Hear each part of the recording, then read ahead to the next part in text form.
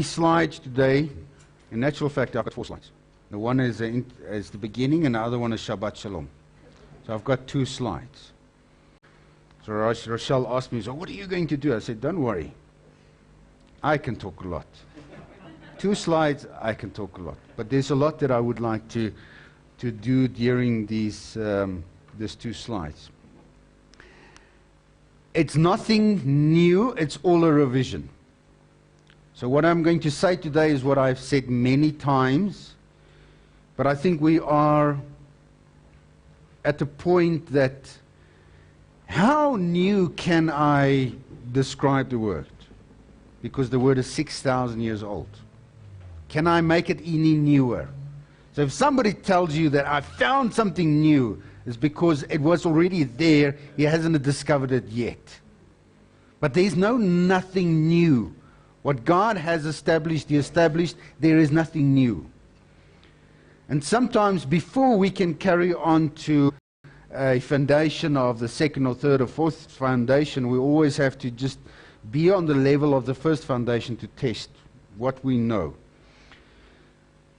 We are still in the Feast of Sukkot. Tomorrow evening, the 8th day is going to start, which is the Holy Shabbat.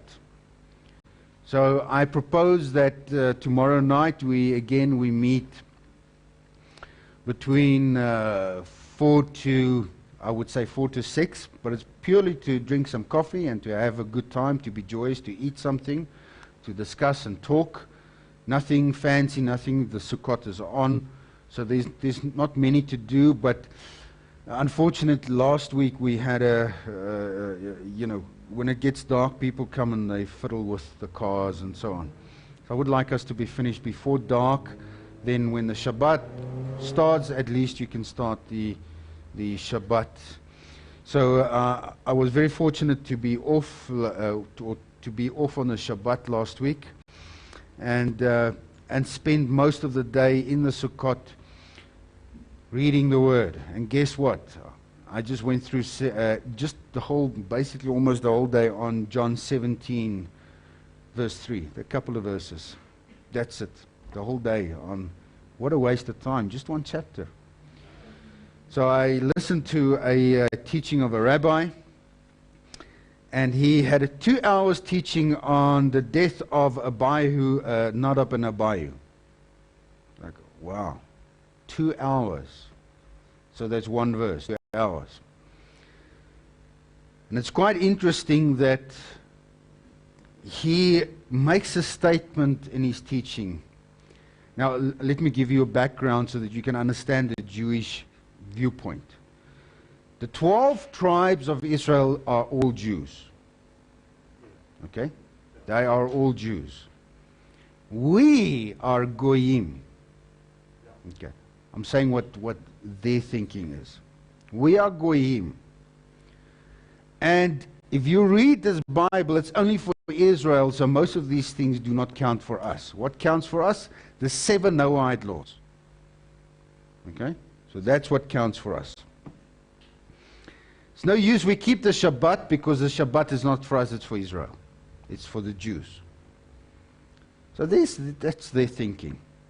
Most of the laws and so on, and the sacrifice laws, it's all for them. So that's their thinking. And then he makes a statement and he says, you know, this world is very strange.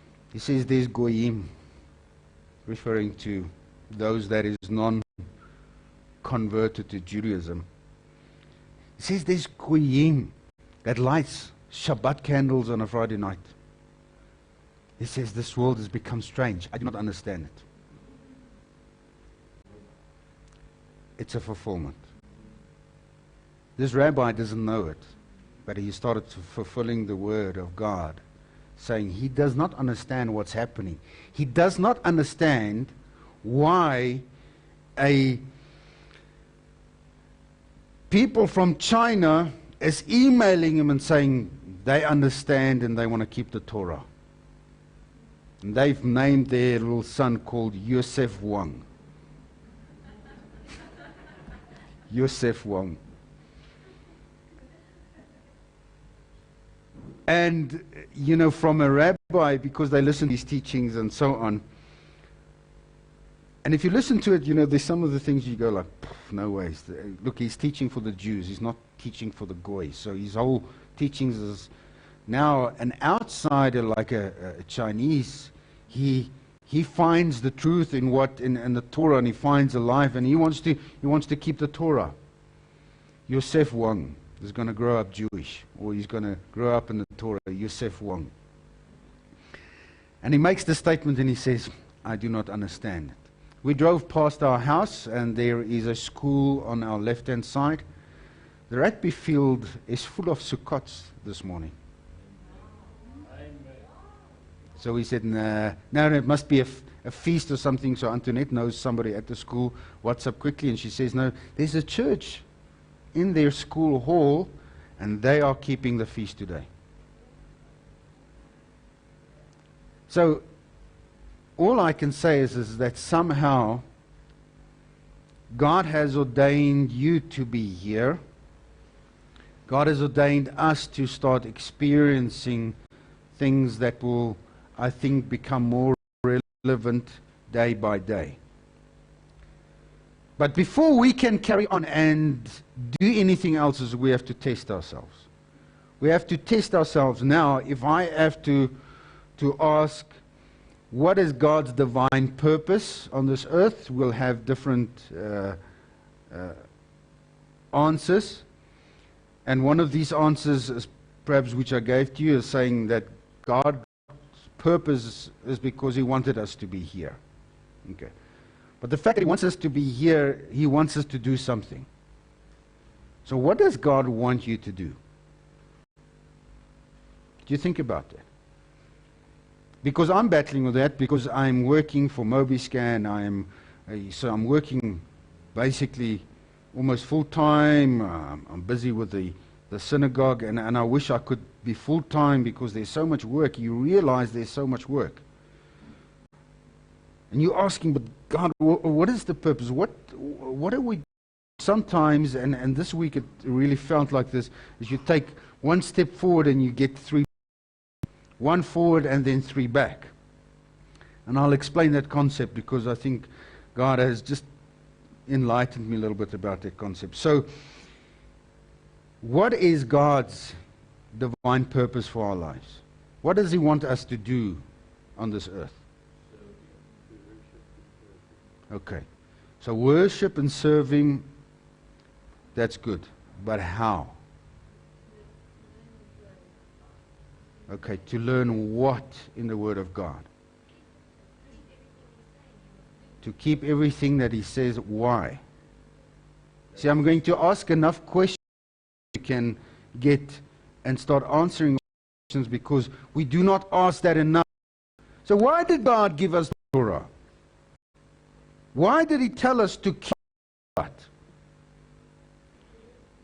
So it all starts in Deuteronomy 6 verse 6, and this is the one slide.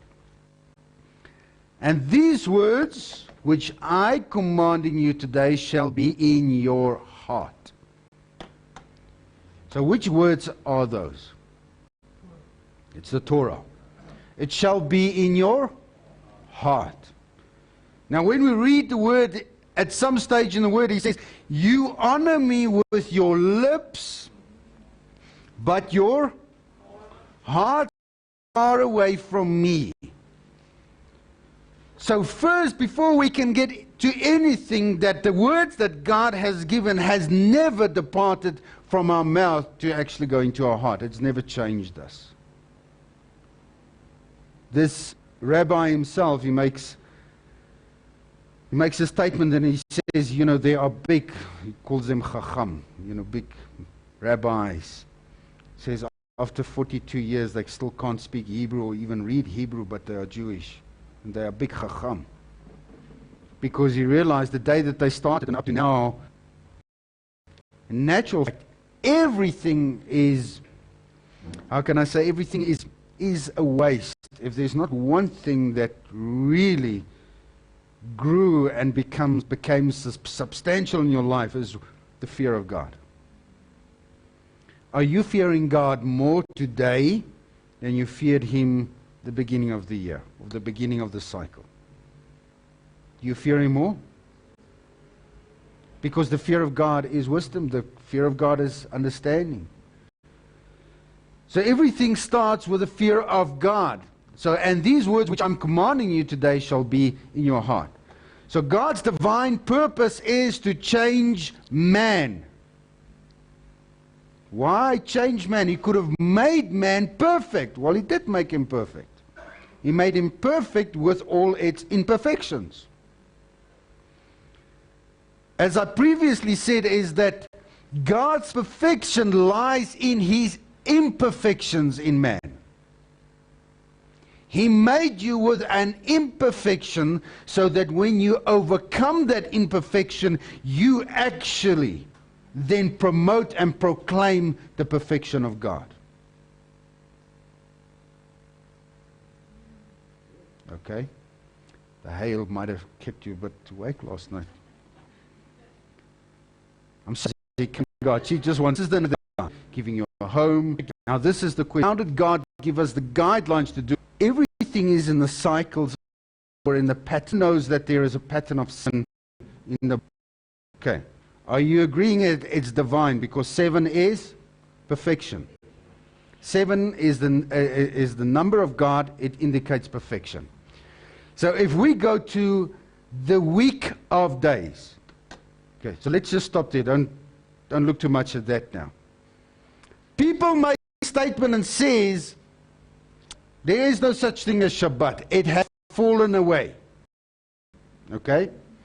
And you can keep it on Sunday. And you can do this and you can do that. This whole concept of Shabbat.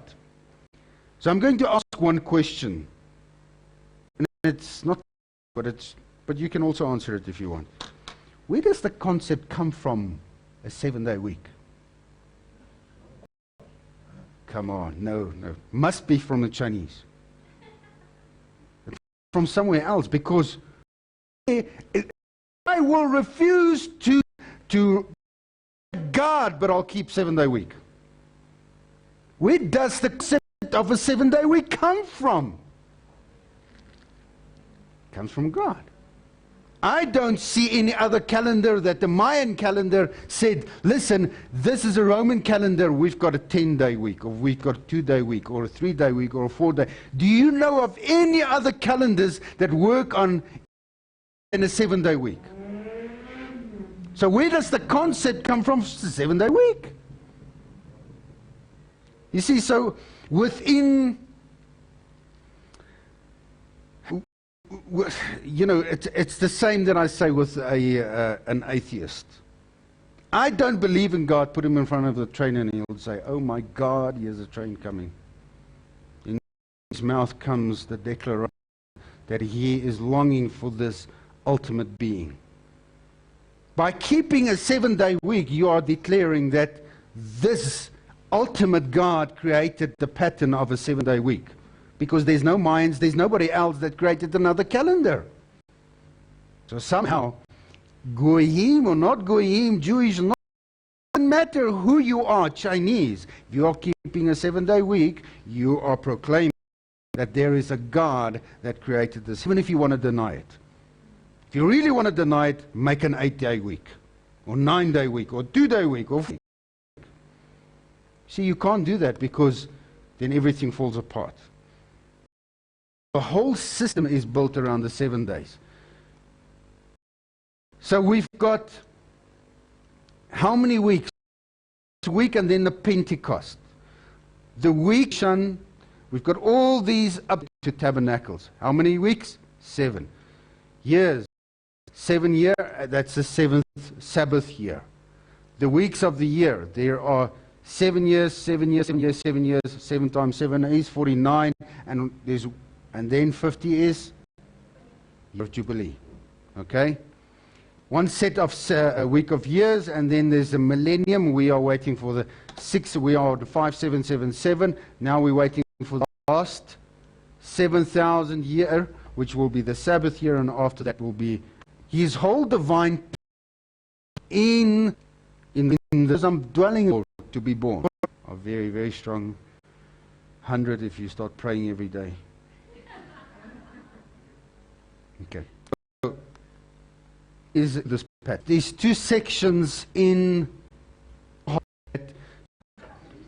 they use it for our booze, like a Red Bull and so on. So, but God say what happened is even today. You cannot say to that plant, I have given you water, I have given you fertilizer, and therefore you have. And who makes a grape this big or this small? Because grapes like this that produces this. Which one of the two trees are the best? Which grape would you say is the best? The small one is sweeter. Is what you want to use them for. Because the bigger grape will have more water, the small one will be. I'm not a grape farmer, I do not make wine, so I'm talking. So if I don't proclaim that I know everything, so if you need to correct me, I'm fine for that. Stop reading magazines. It's a lie. Which one's productivity was better? The one with the one.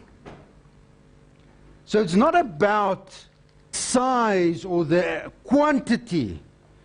It's about the potential that God has put in you, and you have worked and lived according to the potential, that live according to that potential at the most you can. And don't worry about the people next to you.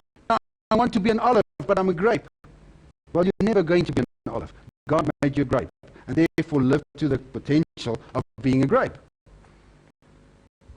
But we see